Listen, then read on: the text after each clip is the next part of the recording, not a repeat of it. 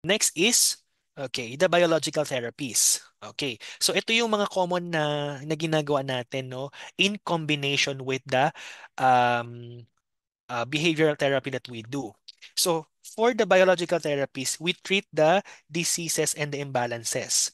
So, if may mga imbalances sa serotonin, okay, mga brain chemicals, okay, we treat them by giving drugs to this patient aside sa mga behavioral therapies na binibigay natin sa patient.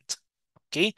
And tawag dito, emotional and behavioral disturbances are thought to be caused by chemical imbalances. So kaya tayo nagbibigay ng drug, okay, to aid or to help solving the condition of the patient.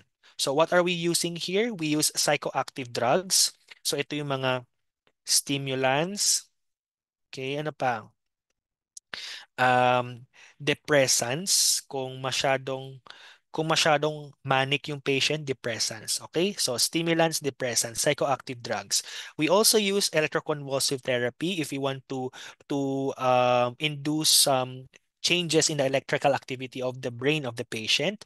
And we also use non-convulsive electrical stimulation. Ito yung subtle and more mild form ng electrical impulses just to correct the electrical activities of the patient's brain.